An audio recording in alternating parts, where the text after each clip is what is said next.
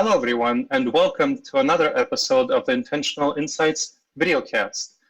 I'm here with T. Barnett of the Students for High Impact charity, and we'll be talking about what students can do, high school students especially, to make the world a better place and how the Students for High Impact charity can help them out.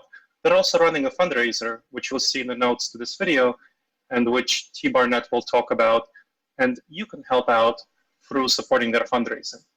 So, I would like first T to introduce himself, talk a little bit about what Students for High Impact charity do, and then share a story of a particular student who makes him really excited about what he does. So please go ahead, T. Sure, thanks, Gleb. I really appreciate you having me on here. As Gleb mentioned, I'm the Chief Operations Officer of Students for High Impact Charity, or SHIC for short. And what we tried to do is basically we're the very first concerted effort on behalf of the effective altruism movement to reach pre-university students, although we do have some groups at the university level. And what we do is we try to, the sort of like secret mission of what we're trying to do is try to create a more conscientious altruistic student. So there are, among the very small population of students that are very gifted or very, interested in the idea of thinking more broadly about other people in the world and the suffering that's happening in the world. We are trying to introduce to them a set of principles about how they can be more conscientious in thinking about helping the world. So an example being something like, knowing the fundamentals or, just the basics of randomized control trials, for example, as the gold standard for figuring out what works in a charitable intervention and what doesn't. And so we have a set of lessons, or what we call levels, that serve as kind of the jumping off point for that can be weekly or bi-weekly or however students would like to run them. And these lessons or levels are easy enough such that any student, even without prior knowledge, can take them and have, a certain number of participants that run this class with them and run through the level and hopefully take something from it. So that's an extracurricular program that we have, but we also have teachers like one in New Zealand, her name is Catherine Lowe, who have integrated what we have into her core curriculum of an elective class. And that's worked very well in addition to the extracurricular program. So we're currently pursuing those two avenues. And I believe the second part of your question, Gleb, was about a particular student, correct? Yeah, share the story of a student. Sure. So you and I both know a few. There's one in particular. She is a young novelist, and I find, when I speak to her and when I sort of observe her work ethic in wanting to make the world a better place and in wanting to consume the material that we have and really dig into our message and what we're trying to do. I see a leader who is very impressive in a lot of ways and on a sort of trajectory that was far more accelerated than I was when I was 16. And so it gives me pause sometimes that there is the possibility that there are just more students like this that we're just not reaching. And just simply it's not that they're disengaged or that they don't want to do it or that they don't care about these issues. It's just very simply that it hasn't been placed in front of them. And to me, I think one of the greatest tragedies in the developing world is that, and I draw this parallel, every once in a while. One of the greatest tragedies in the developing world is that the idea of untapped minds. So you have, all of these people who are potentially brilliant that just don't get the proper early childhood education or education at the primary school level or so on, and simply just don't get a chance to to contribute in the way that they ought to. And in a similar sense, I think that there's quite a few students with this sort of natural predisposition to want to help people that's just not being refined and just not being cultivated in the right way. Yeah, I totally hear that. And I can so imagine myself at that age really benefiting from the SHIC curriculum, which is one reason I am excited about SHIC. And so I was curious to ask you, what do you see student stories of how they benefited from it? What do you hear from students? What do they tell you? What really emotionally resonates with you about what students tell you and what kind of feedback you get about the benefits that SHIC provides for them? And also tell us where students and others can find SHIC materials if they want to check it out, and also where they can find the fundraiser if they would like to contribute to it. Sure. Well, that's a great question. And I'll start with the website just because that's easier. And you can find it at shicschools.org. That's www.shicschools with an s.org. You can find all of our material and our whole set of pilot levels and things like that. And hopefully that can get you started. And anybody watching this that wants to email me directly, please feel free to do so. What's your email? My email is TEE at highimpactstudents.org. So that's HIGH impact students with an S again, .org. And so I'll answer your question with a question maybe, which is, so when you were that age, did you do a lot of volunteering? When I was that age, yeah, I did a lot of volunteering, mainly medical volunteering. So I was thinking about a career in medicine. So I did a lot of volunteering in hospitals and stuff like that. Okay, so that's very similar to a lot of the feedback that I've been getting that you asked me about, which is, a lot of students wanting to give back in some way, and yours was also like a sort of systems approach to potentially wanting to be a doctor, correct?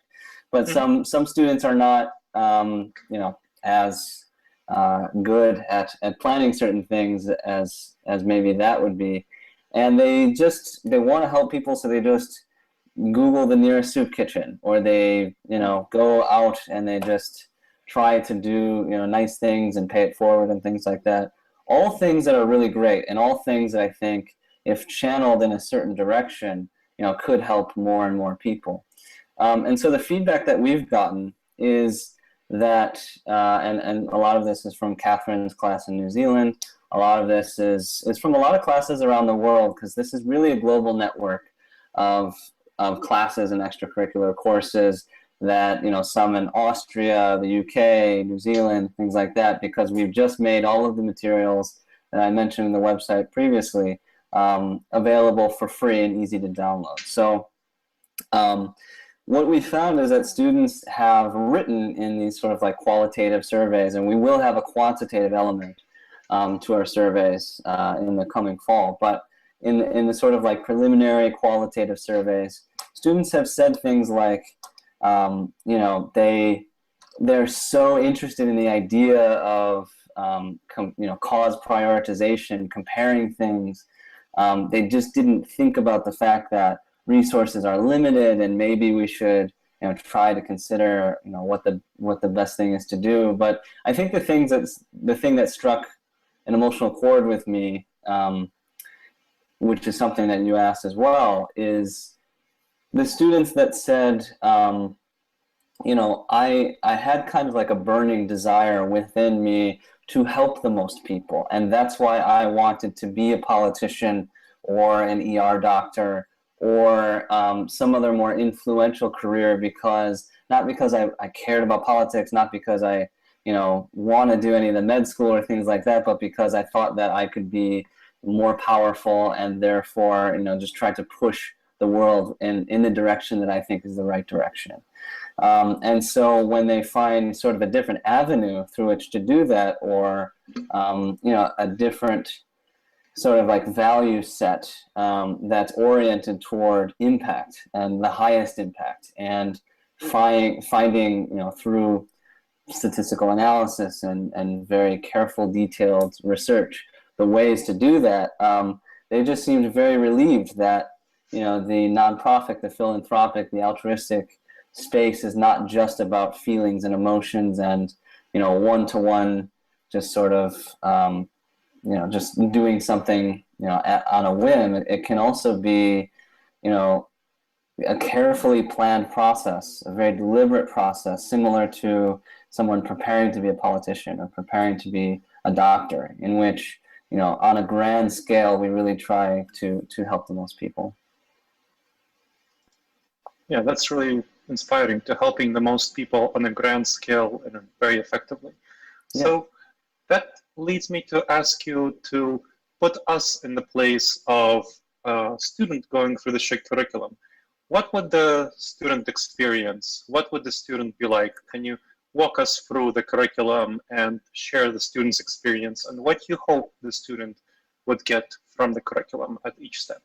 Sure. So the curriculum is composed of, quite a few different things. It will challenge them to think on a philosophical level about why they're doing certain things. It'll challenge them to shed a light on their preconceived biases and ask them to discuss these with their other fellow students. It will be, watching videos that will, introduce them to a bunch of different concepts, reading excerpts from articles and then discussing that, and also kind of like shared projects and shared activities that we have planned for them as well. So being in the chair of a student that's sort of like within the SHIC program, what they might feel is first a sense of community, where you have students, and at a very young age, this is very rare, taking time out of their day to either have chosen the elective class that has this in their curriculum, or to be after school with other like-minded students that are kind of like feeling this thing out, this idea of how they can help the most people. So first, a sense of community, and second, I hope that they'll leave each session, and this is very much tied with intentional insights, with sort of a better understanding, not of the world, not only of the world, but also of themselves. And like we talked about this before and introduced this word conscientiousness, and hopefully their level of conscientiousness, either internally or externally focused, will be just that much, slightly raised every single time they go through a SHIC course, because a lot of it is thinking about what sort of reverberations will be for any particular action, and so hopefully at the end of an hour, a student will know themselves better a little bit, know the latest in international development, and what the latest trends are and what the most effective things are, and also be inspired, hopefully, by the content and the new things that they're coming up with and the different ways to think about things and the challenges that they've come across, philosophically, in the class, to want to come back again and to want to look up, things like Less Wrong articles and all kinds of things. So hopefully we can light a fire under students that already have one. Yeah, that's an exciting image, to light a fire under students who already have that potential.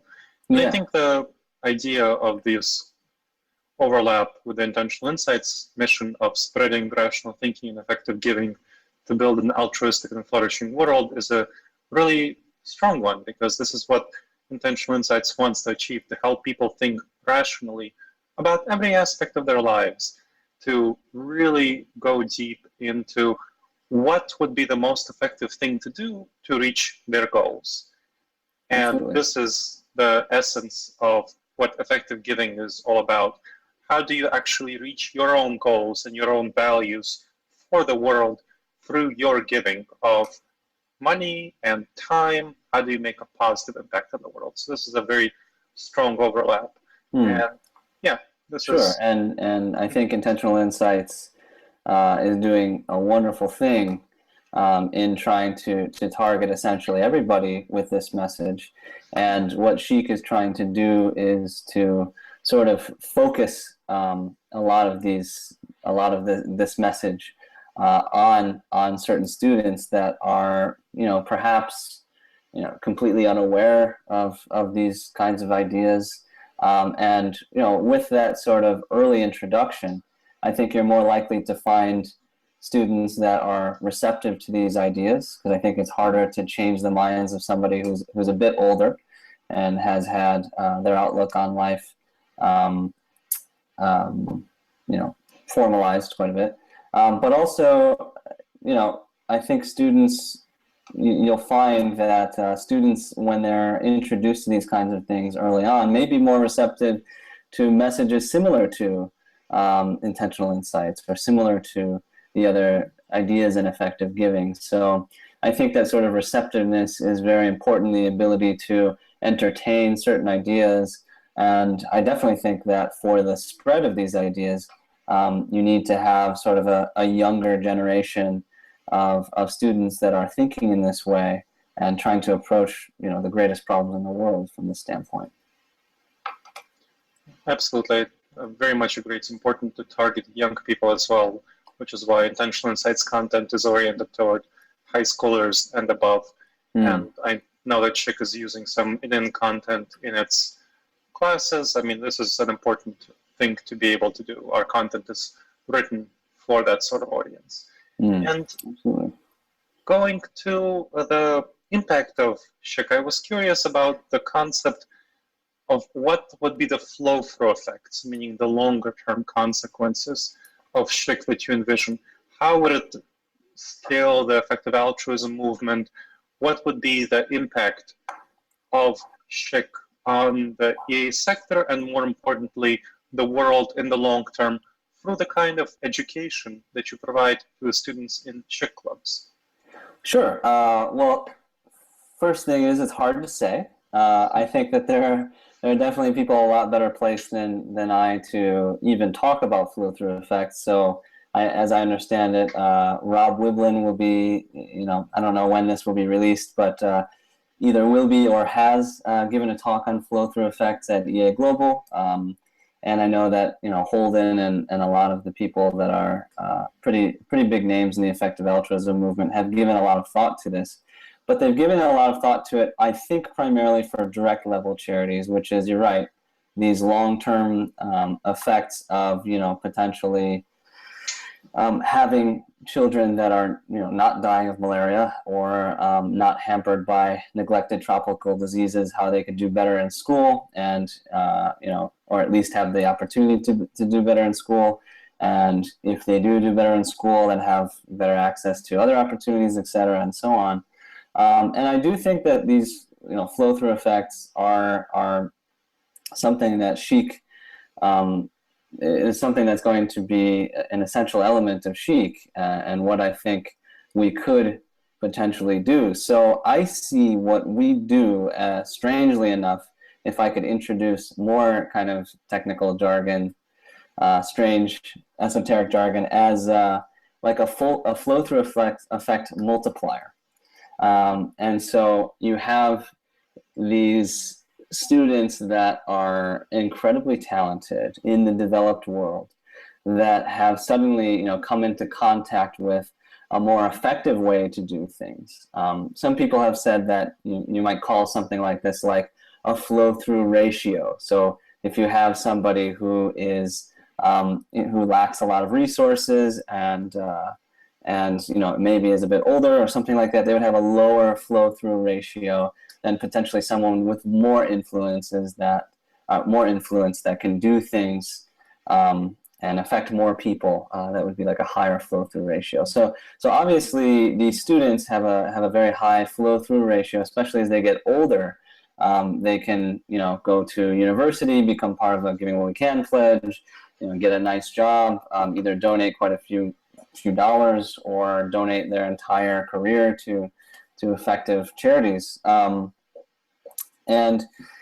I see that as a force multiplier in that these students can not only pick up this knowledge, but on a quarterly basis, in the Students for High Impact Charity program, students will be asked to raise money for effective charities.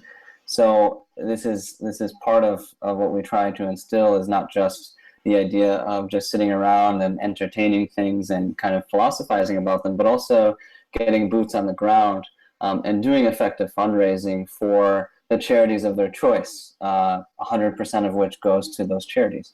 And so in that way, it really is, in a practical way, a force multiplier in a dollar sense.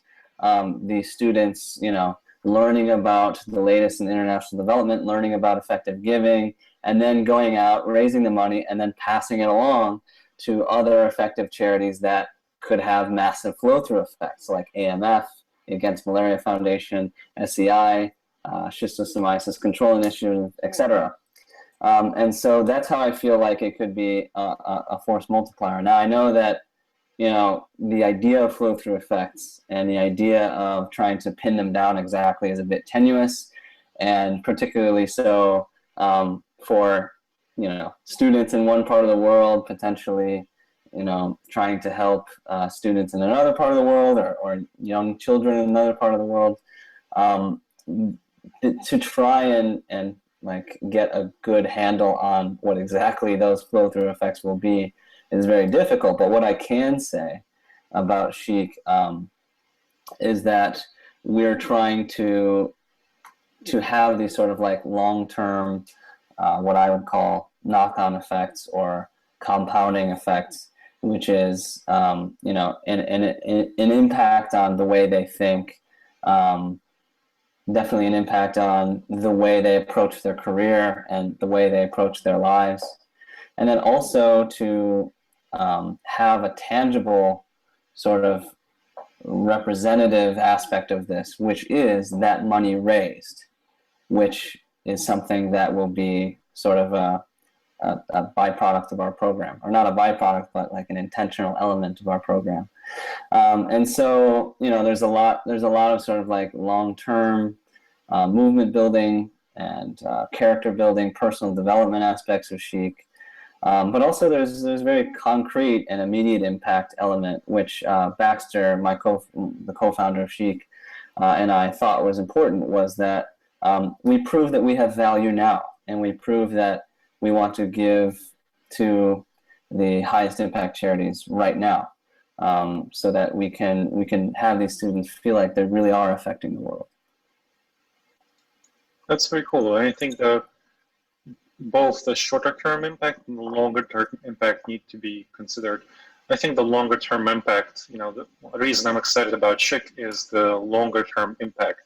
The same as Intentional Insights, kind of spreading ideas around about effective giving, and then people giving more effectively in the developed world. And that is fundamentally important, because then people in the developed world are much more capable of having this force multiplier effect, this flow-through ratio. And they are, let's be honest, more capable of making a difference in the world on the baseline level than people in the developing world. So by impacting people in the developed world positively, helping them improve their thinking about effective giving, I think Chic really does a very positive thing for the world as a whole. And so for that, I want to ask you, what is your vision? What do you actually want to see Chic accomplish in the world? What is your dream goal? Sure, that makes sense. So, yeah, and I hear you. I think it's, when I think of it as not as kind of simply giving resources. I think of it as giving knowledge and influencing people in a positive way. So for the Intentional Insights website, for example, we have I think about a third of the people who come to the website come from the United States, and then we have the next groups come from India, Pakistan, Malaysia, Indonesia, and so on.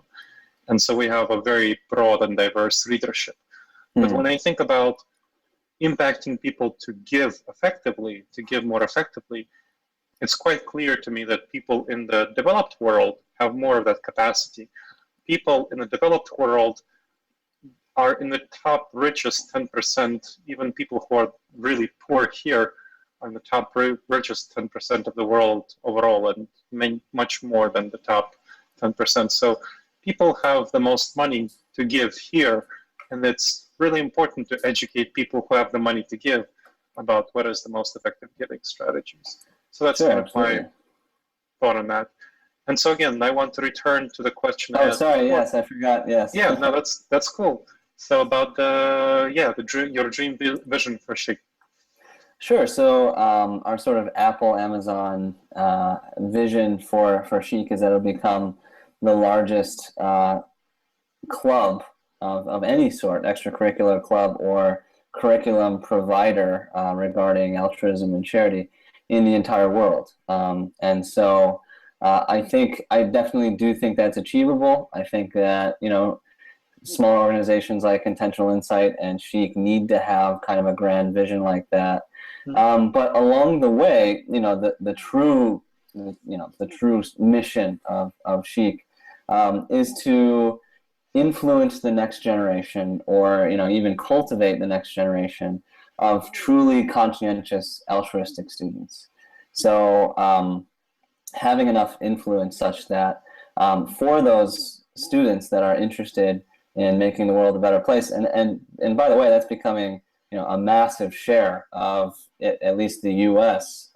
Workforce. I think that the nonprofit sector is approaching, or if it's not already, double digits, a double-digit share of the entire workforce. So nonprofits are only going to become, nonprofits and NGOs, more prominent in terms of viable career paths for students.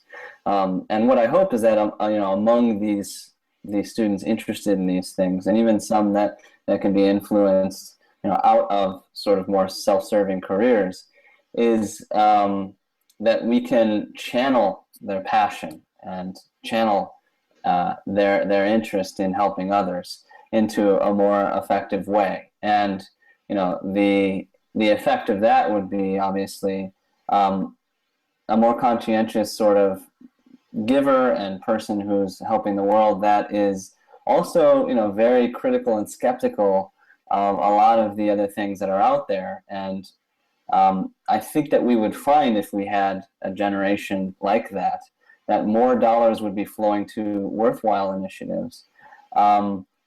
More major initiatives in general would get questioned. And I think that just even facilitating and starting those kinds of conversations is a positive thing. So hopefully through initiating a shift in thinking in this generation, we can then improve the world as a byproduct of that, in the sense of more dollars flowing towards more effective charities and better human capital in talent pursuing these answers to some of the biggest questions of our time. That's a really inspiring vision, and I'd love to see Chic achieve that. And yeah, so this is really great, and I think this has been a really great description of why Chic is important and what it does. I want to ask you to remind our viewers of the website where Chic materials are located and the fundraiser is going on, and share any last words or thoughts you want our viewers to leave with this conversation. What's the most important thing you want them to remember as from the conversation you and I had? Sure. So just to reiterate, the website is www.chicschools.org. That's SHIC schools.org.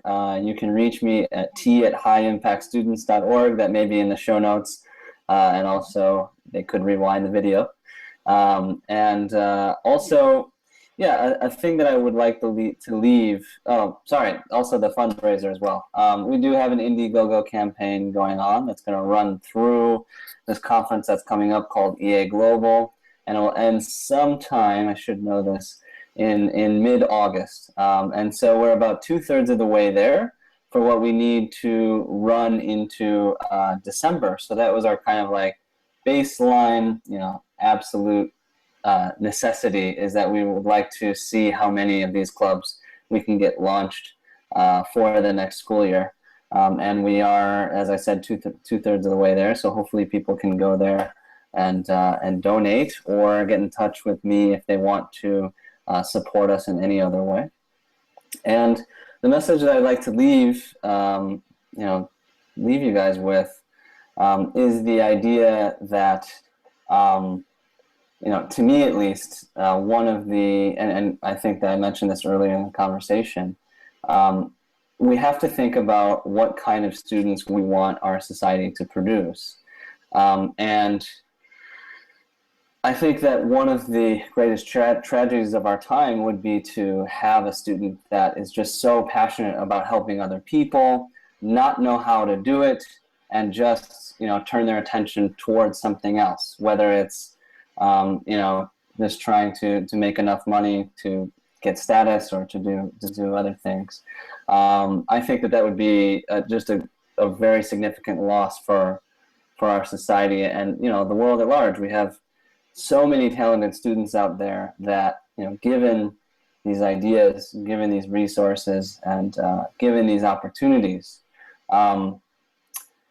could just be the next great philanthropist or the next great altruist, or simply have a very fulfilling life in and of itself, and just be happy people if they want to pursue that kind of work directly. So I think that Students for High Impact Charity is not just a good idea. I think it's an idea that's essential for the coming of sort of millennials and post-millennials, people that want meaning out of their life and meaning out of their job, and to have this kind of like this need that maybe other generations felt less of, which is to want to do direct action, to go help others. So let's give them a chance to do that.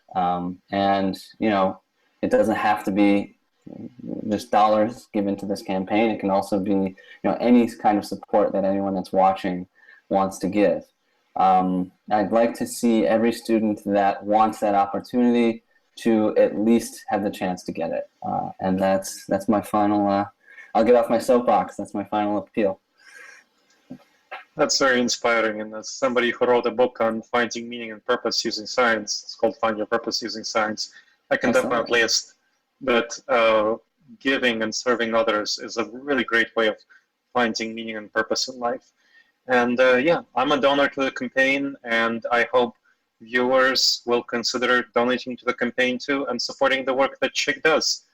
All right, everyone. This has been another episode of the Intentional Insights videocast. My name is Dr. Gleb Sikorski, and you can check out more Intentional Insights content at www.intentionalinsights.org.